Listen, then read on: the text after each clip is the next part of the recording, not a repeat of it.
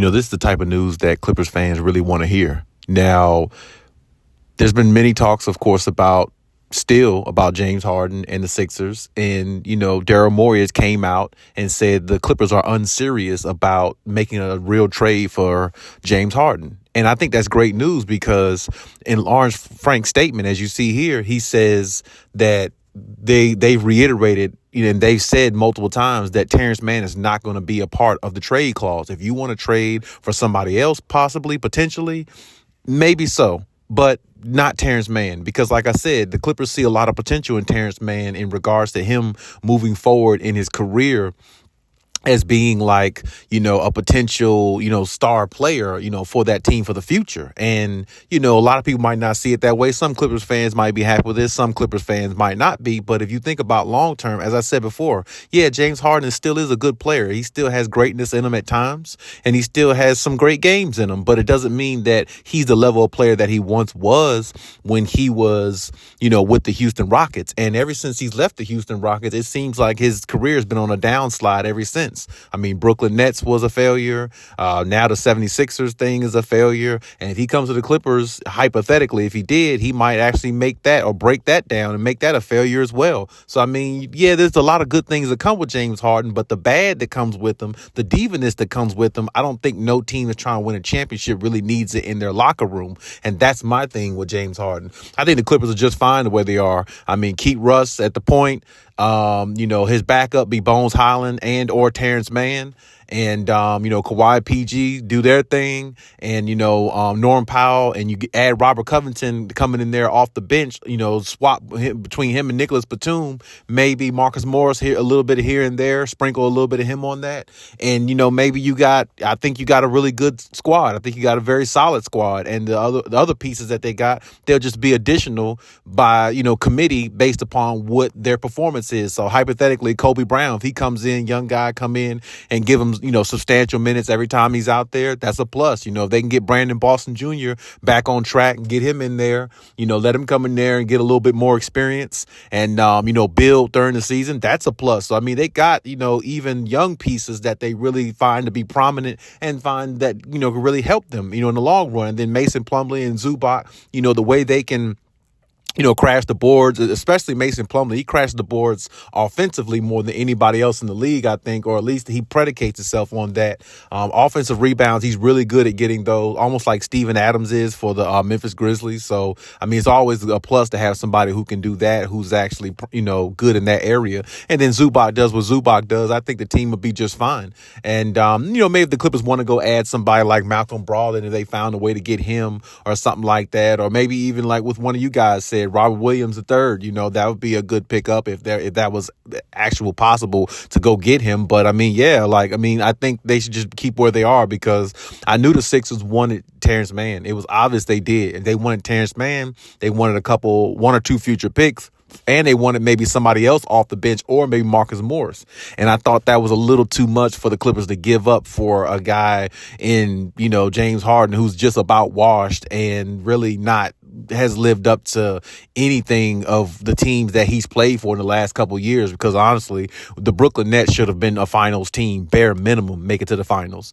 And I know they had injuries and stuff like that, but I mean, they also had a lot of rift in the locker room and things like that due to him along with Kyrie. But, still, it just didn't work out. And then the 76ers, I mean, they had the Celtics beat to me, last year and in the playoffs. And all they had to do was win one more game and they go on to the next, and I'm not blaming it all on James Harden, but at the same time, if he's consistent with his numbers and how he used to be in Houston, I think they win that series and move on to the next. But I mean, my point is, like I said, Daryl Morey is going to try to turn everything around the Clippers because he's trying to appeal to James Harden and make it seem like he's not the bad guy. And if maybe he's not the bad guy in the situation, the only bad guy in the situation to me would be James Harden because him basically flaking out on this team, the 76ers, and not wanting to be there and throwing temper tantrums and talking about he wants to be traded when you have an MVP player in Joel Embiid who really can hoop,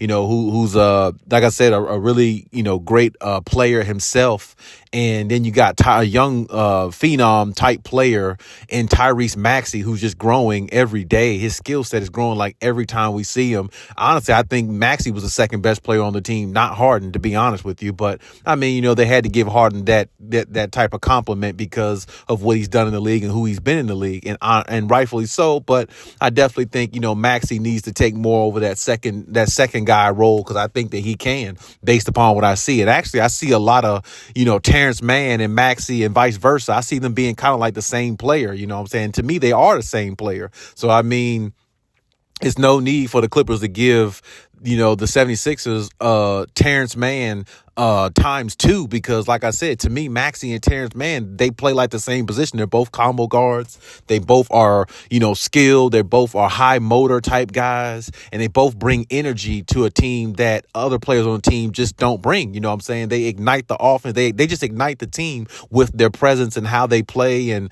they never take a play off, and they're very hard worker, blue collar type players who are adding to their game every day. And that's the reason why I said it didn't make sense for the Clippers to give them basically another Tyrese Maxey or Terrence Mann, basically like another energetic, ignitable player like that, when you already have one, and that'll lessen the Clippers' chances of winning, of them having a guy like that come off the bench to give them those type of minutes and that type of production and that type of energy. Because it's always teams that win championships gotta usually always have that guy that brings that fight to the that fight to the team, that dog to the team, that energy, that extra push to ignite the team. Usually there's always a guy off the bench that can do that, and Terrence Mann does that for the Clippers. So I think they'd be losing a whole lot in a player like him, because they lost, Luke Kennard. Now, if they had Luke Kennard still, maybe they might have let go of Terrence Mann, possibly. But they let go of Luke Kennard, and Reggie Jackson. So it's like, no.